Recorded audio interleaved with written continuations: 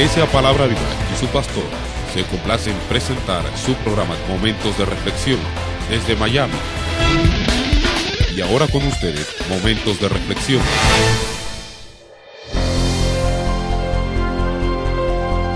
Saludos para todos y bueno, pues bienvenidos todos a otra edición de Momentos de Reflexión. Esta es la edición especial de Momentos de Reflexión, especial o diferente, ya que en esta edición tratamos preguntas que hemos recibido, en ocasiones el material, o sea, ampliamos, disertamos un tanto más sobre el material que presentamos en nuestra revista electrónica El Pan de Cada Día, o alguna observación que hemos hecho y queremos compartirla con nuestra querida audiencia. Así que bienvenidos todos, una vez más, compartiendo esta edición especial, diferente. Gio, ¿tú sabes lo que lo hace diferente? Que tú estás aquí. Eso yo lo quería. Yo no quería decir nada, pero ciertamente cuando yo me presento, todas las cosas se hacen mejor a través de mi presencia. Y eso fue una exhibición de humildad. Humildad 101 para cada creyente. Y si quieren adquirir el CD, tienen que escribir a Iglesia Palabra Viva. Departamento de Humildad. Exacto.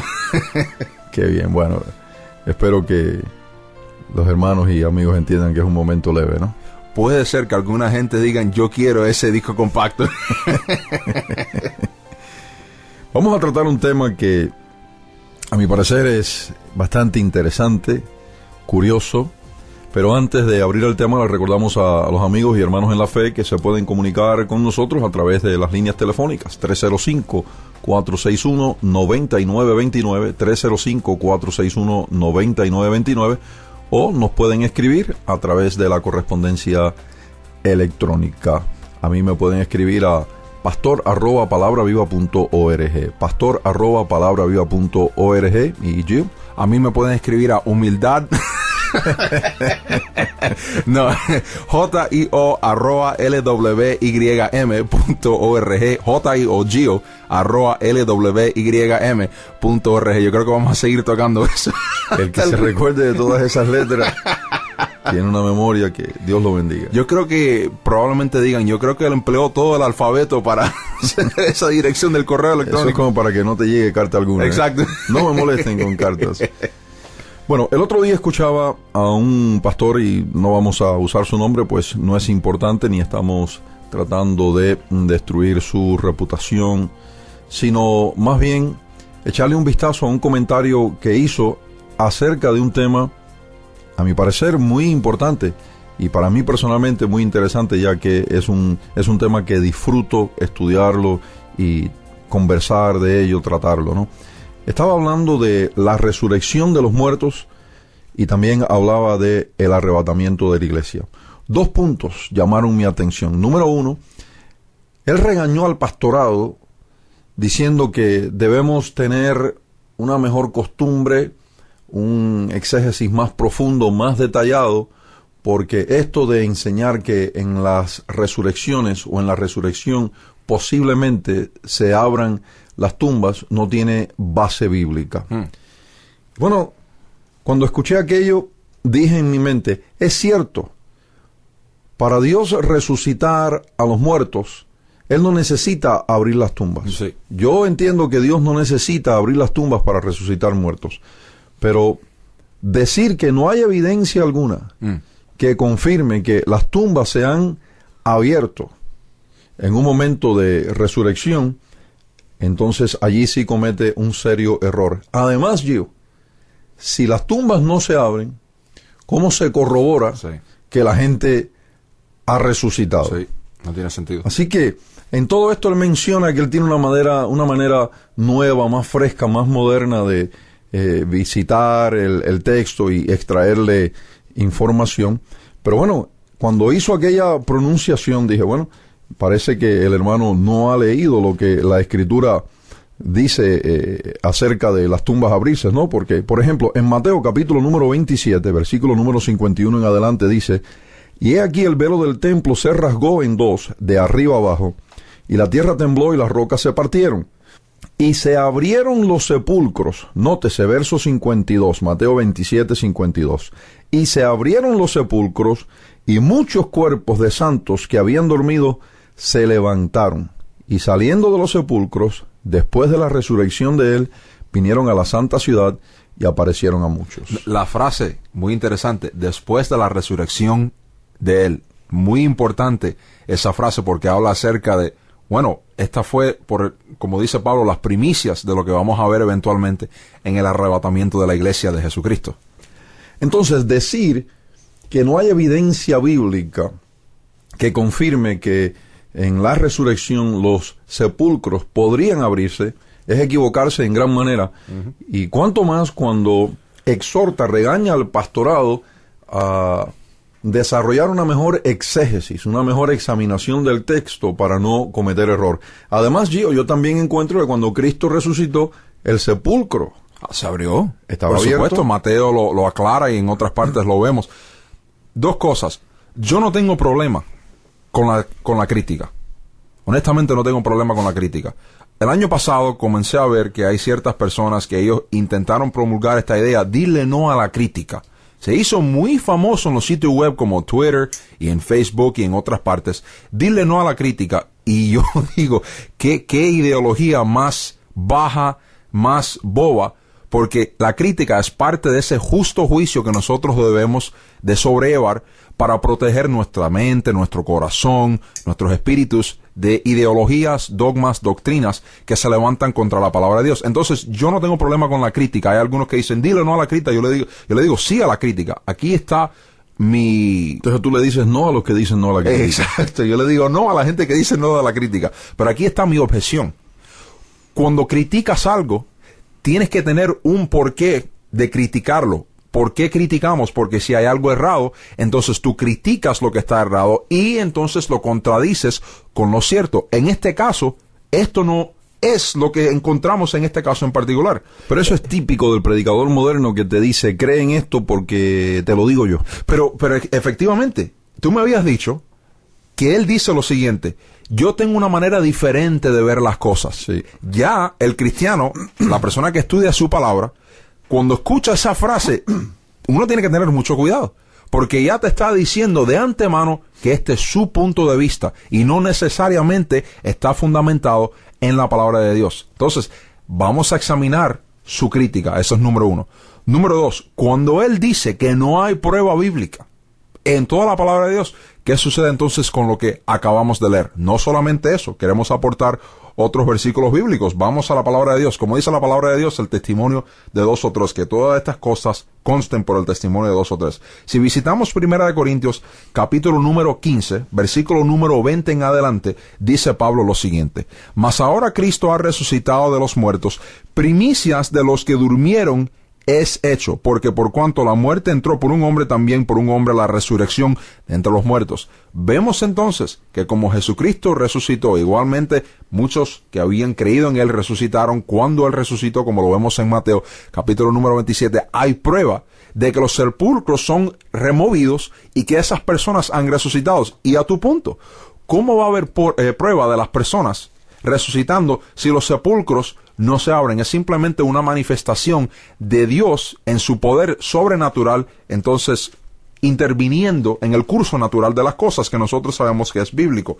Además, si nosotros vemos en Primera de Tesalonicenses, capítulo número 4, versículo 15, dice lo siguiente, Pablo: Por lo cual os decimos esto en palabra del Señor, que nosotros que vivimos, que habremos quedado hasta la venida del Señor, no precederemos a los que durmieron. A los que durmieron, porque el Señor mismo con voz de mando, con voz de arcángel y con trompeta de Dios descenderá del cielo, y los muertos en Cristo resucitarán primero. Si no hay prueba bíblica, ¿por qué encontramos estos pasajes en la palabra de Dios? No tiene sentido.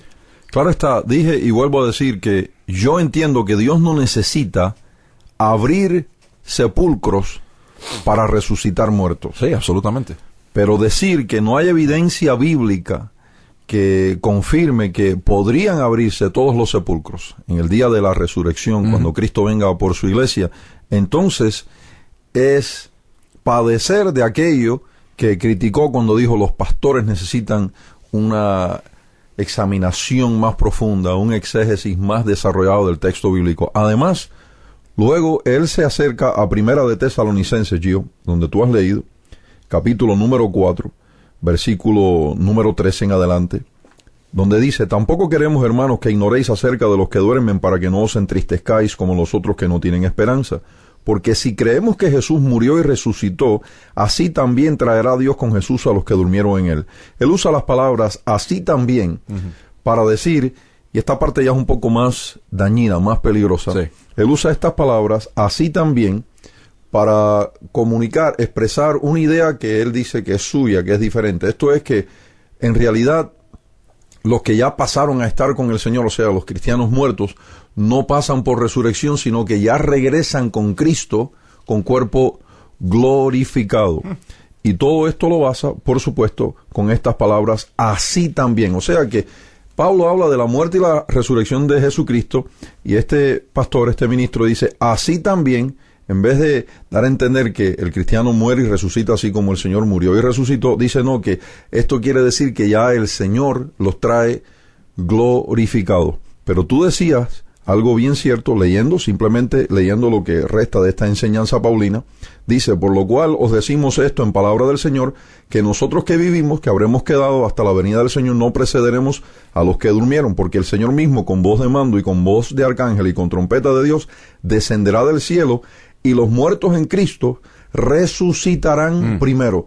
O sea, que para este ministro ya estas personas, por así decirlo, resucitaron, ya recibieron su cuerpo glorificado. Gio, y eso está en completa contradicción a lo que enseña la Biblia acerca de lo que sucederá en el día de la resurrección de los santos. ¿Por qué me atrevo a decir esto? Bueno, 1 Corintios 15, 51 en adelante dice, he aquí os digo un misterio, no todos dormiremos. O sea, no todos van a morir, pero todos seremos transformados en un momento, en un abrir y cerrar de ojos a la final trompeta, porque se tocará la trompeta, y los muertos serán resucitados incorruptibles y nosotros seremos transformados. Amén.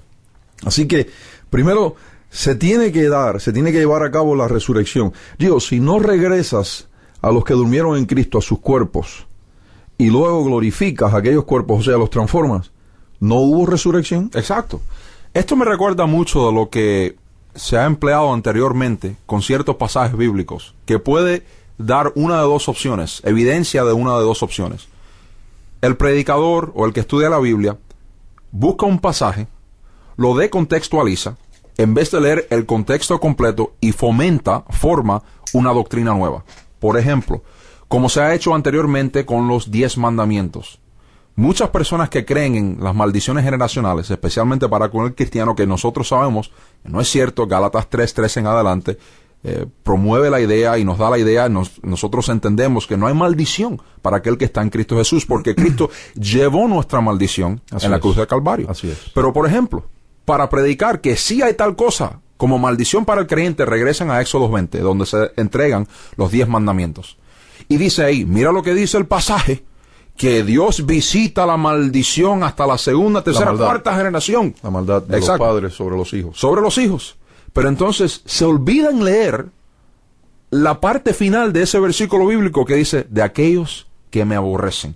Recuerdo una vez tener una charla con una muchacha que ella asiste a otra iglesia que cree en maldiciones generacionales. Ella se me acerca para entregarme un panfleto de esta iglesia en particular y me dice, mira, para que te voy a invitar a la próxima reunión de nuestra iglesia. Y yo le pregunto, yo sé, a mí me consta porque he escuchado de este pastor en particular lo que él predica. ¿Tú crees en maldiciones generacionales?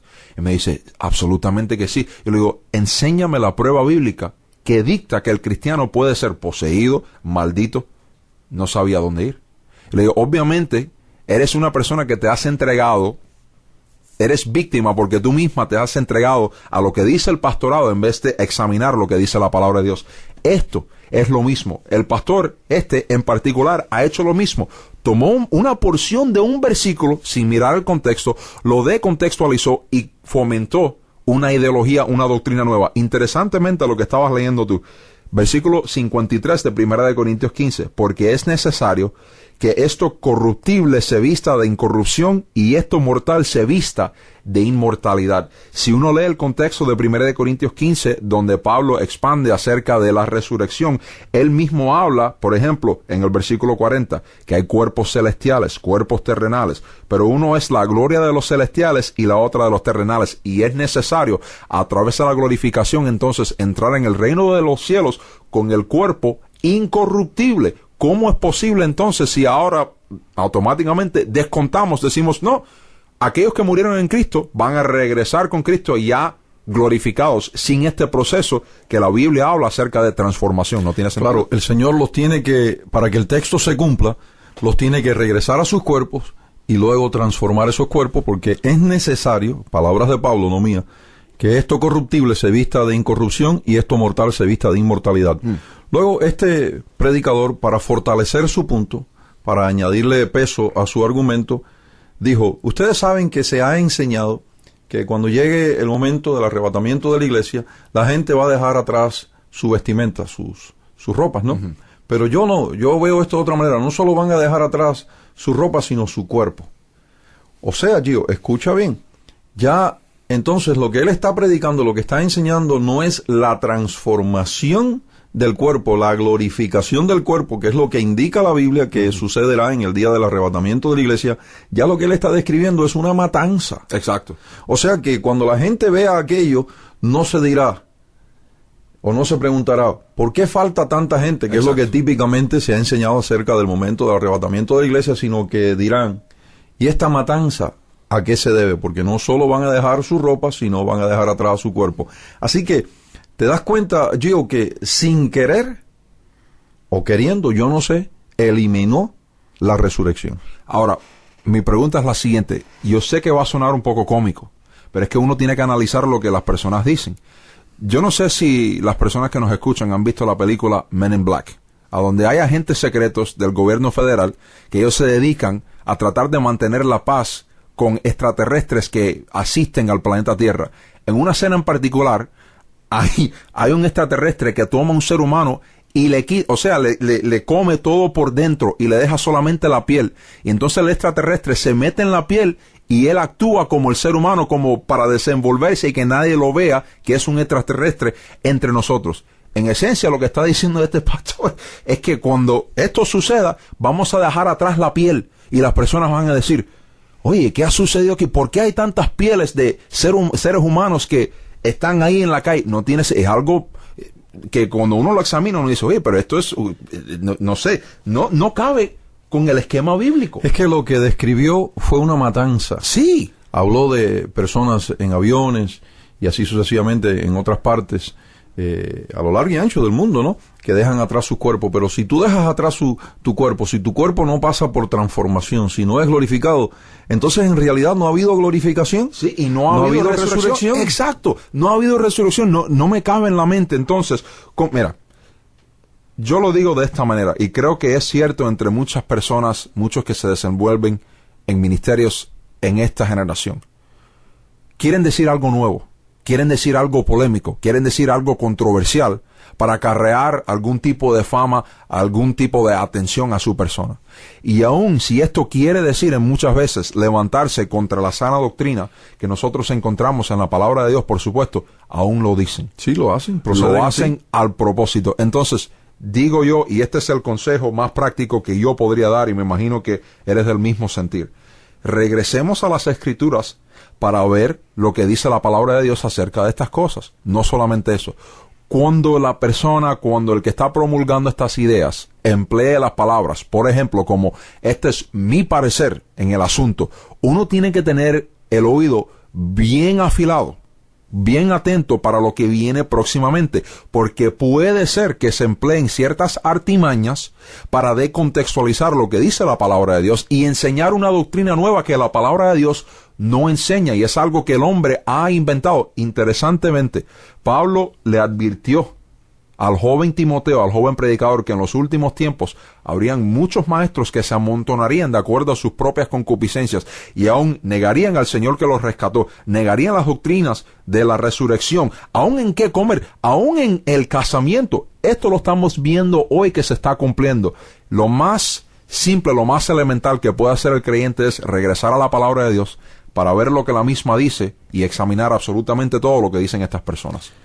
Entonces, en conclusión, el ministro nos exhorta a tener una examinación, llevar a cabo una examinación más profunda, un mejor exégesis del texto, por lo que él aclara que no hay evidencia bíblica acerca de sepulcros abrirse en el momento de la resurrección, y hemos mostrado lo contrario.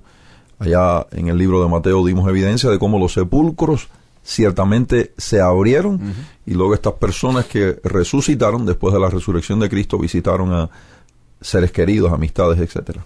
También alega que los que están en el cielo ya actualmente regresan con Cristo glorificados, o sea que no pasan por lo que nosotros entendemos que la Biblia describe ser regresados a sus cuerpos, sí, y luego esos cuerpos ser transformados, glorificados, lo mortal, vestirse de inmortalidad. Y también entonces explica que los que estemos vivos en el momento del arrebatamiento de la iglesia no vamos a pasar por glorificación, sino que vamos a morir, pues vamos a ser separados de este cuerpo y vamos a recibir un cuerpo nuevo, diferente. Y una vez más, entonces niega sin querer, no sé si no se dio cuenta del error, sí, que estaba cometiendo, pero está negando, está anulando, está eliminando la resurrección.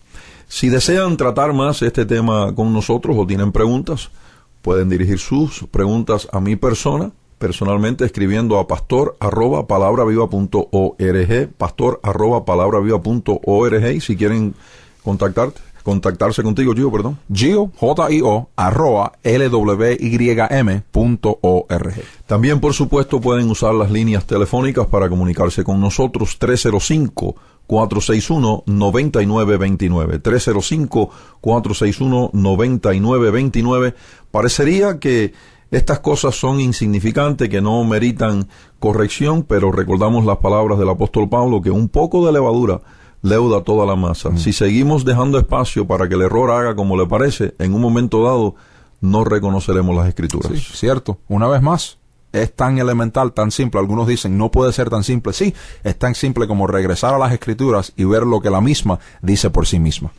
Eso es todo por el momento. Nos despedimos de ustedes dándole gracias mil por la atención prestada y recordándoles que en Jesucristo somos más que vencedores. Hasta la próxima. Este ha sido su programa Momentos de Reflexión. Si deseas comunicarte con nosotros, escríbenos al 3175 Southwest 25 Calle, Miami, Florida 33133. 3175 Southwest 25 Calle, Miami, Florida 33133. O en el internet a www.palabraviva.org.